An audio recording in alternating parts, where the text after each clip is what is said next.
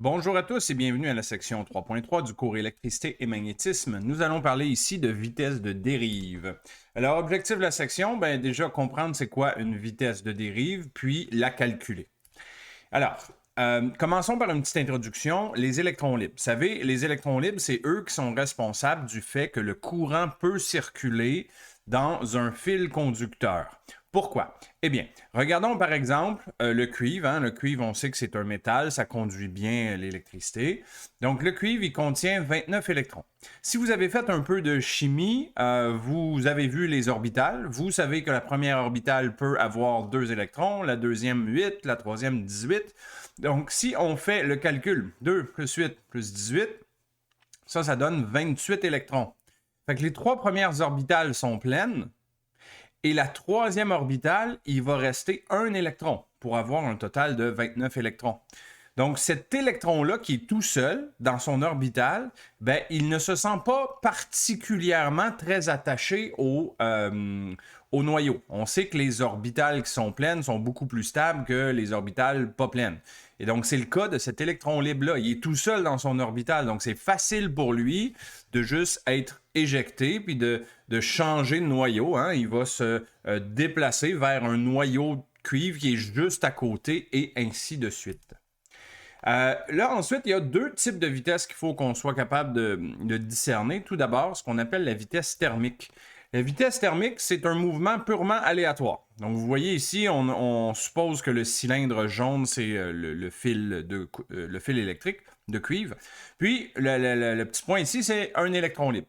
L'électron libre, juste parce qu'il a une certaine température, il a donc ce qu'on appelle une vitesse thermique. Vous savez que dans le fond, une température, avoir de la chaleur, ça correspond au fait que les particules, ils vibrent, ils se déplacent là, de façon tout à fait aléatoire. Donc, globalement, il reste sur place parce qu'il n'y a pas de courant dans mon fil, mais localement, il se déplace un petit peu. Là. Il fait un mouvement un peu aléatoire. Ça, c'est dû à la vitesse thermique, tout simplement.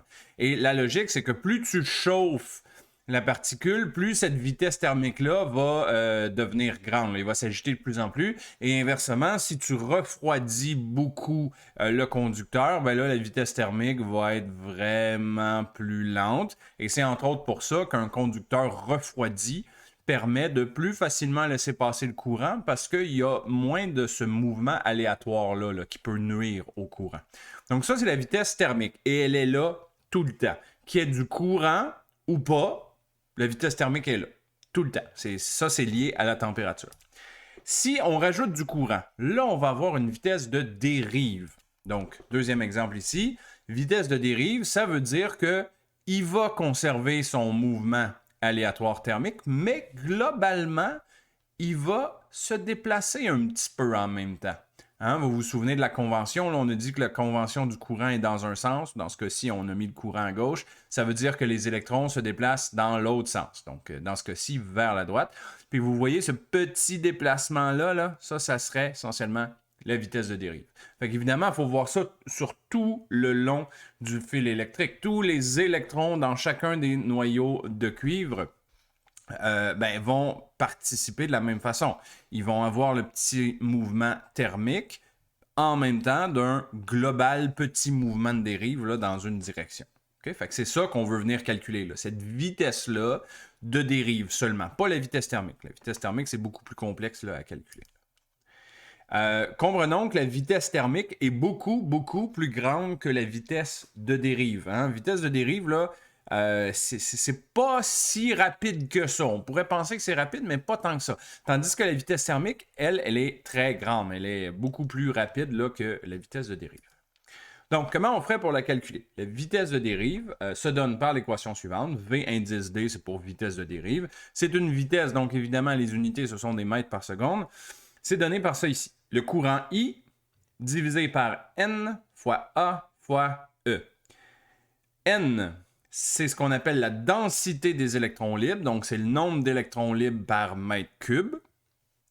A, c'est l'air de la section. L'air de la section, on l'a vu là, à la section précédente là, avec la résistivité. C'est la même chose, c'est l'air, si vous voulez, là, de mon fil si tu le coupes. Là. puis tu regardes, tu vois un petit cercle. Donc, ça va être l'aire du petit cercle. Puis E, ben, c'est tout simplement la charge élémentaire, là, 1,6 fois 10 à la moins 19. Donc, ça, c'est l'équation qu'on a à pratiquer.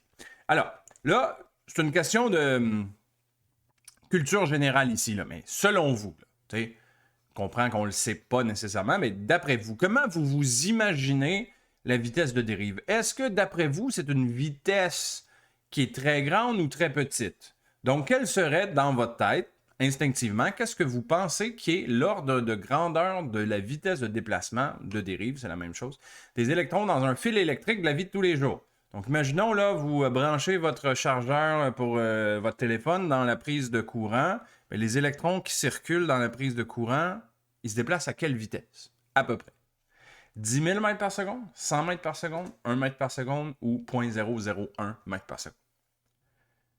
Au feeling, peut-être vous vous dites, ah, ça doit être assez rapide, là. Peut-être, je sais pas, 100 mètres par seconde, 10 000 mètres par seconde. En tout cas, moi, c'est ce que je pensais au début, 110 000. Je m'imaginais que c'était assez rapide quand même. Alors, allons faire le calcul. Puis en même temps, ça va nous servir de pratique là, pour un exercice. Donc, prenons un exemple. On a un fil de cuivre de 0,5 mm de rayon qui transporte un courant de 10 ampères. C'est typiquement là, des valeurs qu'on peut avoir là, dans nos maisons. Quelle est la vitesse de dérive des électrons, sachant que le cuivre a une masse volumique de 8,94 g par centimètre cube, une masse molaire de 63,55 g par mol et un électron libre par atome? On rappelle l'information suivante, le nombre d'Avogadro que vous avez certainement vu en chimie, qui est 6,02 x 10 à la 23 atomes par mol. Ça, c'est le nombre d'atomes qu'il y a dans ce qu'on appelle une mol. Okay? Puis la masse molaire, même chose, ça, c'est la masse de une mol. Donc, c'est la masse pour cette quantité d'atomes-là, essentiellement. OK, voyons comment on fait. Première chose, évidemment, on va vouloir utiliser l'équation qu'on a là.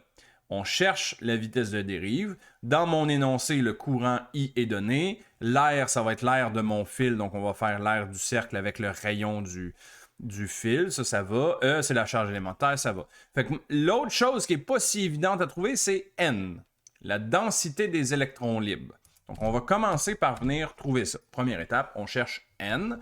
Et N, on rappelle, c'est la densité, donc c'est le nombre d'atomes qu'il y a par unité de volume dans mon fil. Donc, c'est le nombre d'atomes par mètre cube. Donc, pour trouver ça, il va falloir surtout se fier aux unités des informations qu'on a données dans la question. Vous allez comprendre.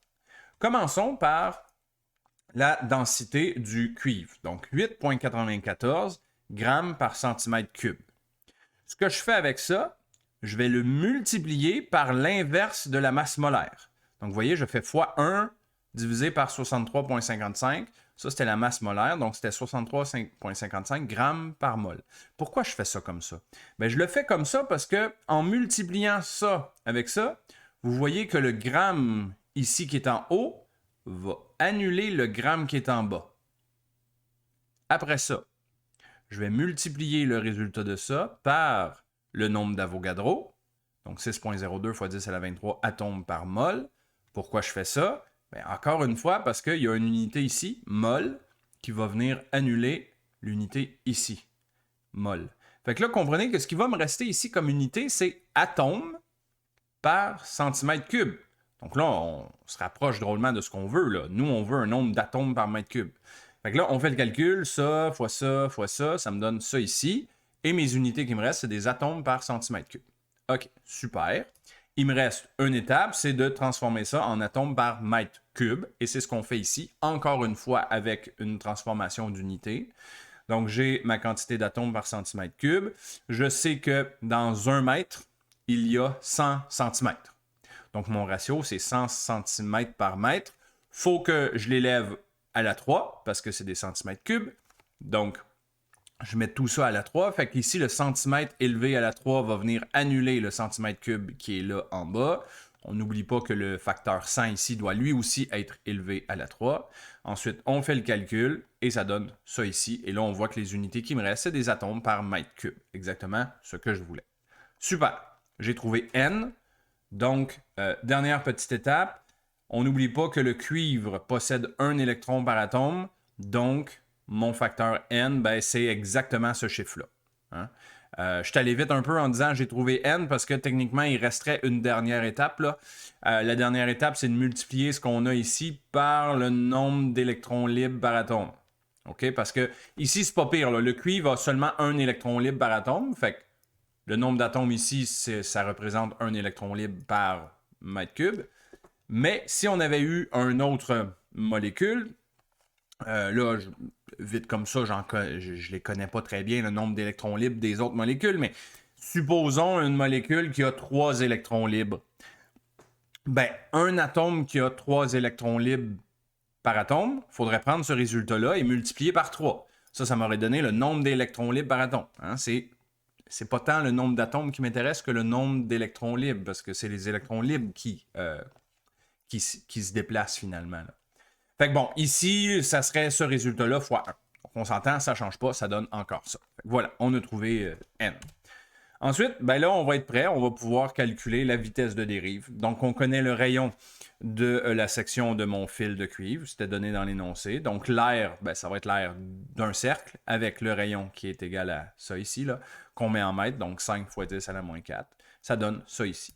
Et finalement, je suis prêt à utiliser mon équation, donc le courant de 10 ampères divisé par le N que j'ai trouvé à l'étape 1, fois la charge élémentaire, fois l'air de ma section. Ça me donne ce résultat-là.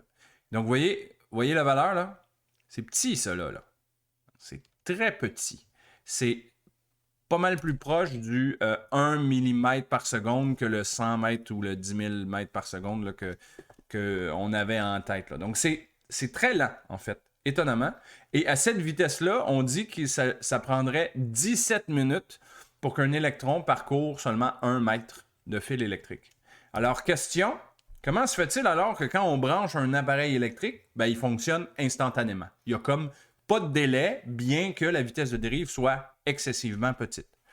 Ben, la raison à ça, je vais faire une comparaison avec l'eau qui sort de votre robinet. Quand vous ouvrez le robinet, il y a de l'eau qui coule automatiquement.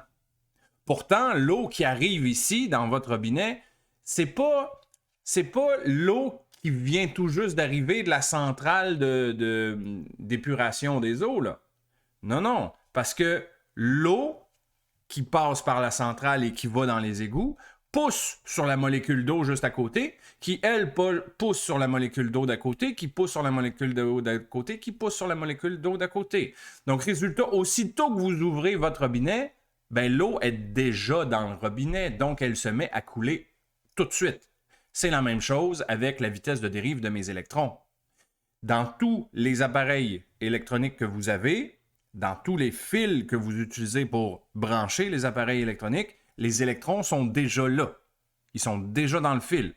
Donc, aussitôt que vous branchez votre appareil électronique, ben, il y a un électron qui obtient cette vitesse-là, mais en faisant ça, il va pousser sur l'électron juste à côté de lui, qui lui ensuite va pousser sur l'électron à côté, qui pousse sur l'autre, et ainsi de suite. Donc, globalement, quand tu branches quelque chose dans le mur, ben, tout fonctionne instantanément parce que tous les électrons vont se pousser quasiment instantanément les uns sur les autres en même temps. Ça se fait pas à une grande vitesse de déplacement, mais globalement, ils vont se pousser dessus tous instantanément. Fait que c'est comme ça qu'il faut le comprendre plutôt que juste la vitesse de dérive. Voilà. On peut faire un autre exemple, un exemple du livre, là, exercice 3.3.5. Donc, une vitesse de dérive irréaliste. Donc, on a de l'aluminium qui a une masse volumique de 2700 kg par mètre cube, une masse molaire de 27 g par mol et 3 électrons libres par atome. Bon, voilà, justement, lui, il a 3 électrons libres par atome. Deux petites questions. En A, à partir de ces données, calculez la densité des électrons libres, N. Puis ensuite, si les électrons libres se déplacent à 3 mètres par seconde, qui est une vitesse de dérive, on s'entend, très rapide en comparaison de ce qu'on a trouvé tantôt, dans un fil d'aluminium de 1 cm de rayon, quel serait le courant nécessaire donc pour avoir cette vitesse de dérive-là? Et là, on va comprendre pourquoi on dit que c'est une vitesse de dérive irréaliste. Alors, commençons par trouver N. On va faire essentiellement ce qu'on a fait tantôt en manipulant les unités. Donc, j'ai la densité de mon aluminium ici. Je vais convertir mes kilogrammes en grammes en faisant ça ici. Donc, on sait que 1 kg, c'est équivalent à 1000 grammes. Donc, en faisant cette multiplication-là, les kilogrammes vont s'annuler. Ça me permet ensuite de multiplier le résultat ici par la masse molaire, donc 27 grammes par mol. Les grammes s'annulent. Ensuite, on multiplie par le nombre d'Avogadro, 6,02 10 23 atomes par mol. Donc, les mols s'annulent. Il me reste atomes par mètre cube. Donc, on fait les multiplications, ça donne ce résultat-là.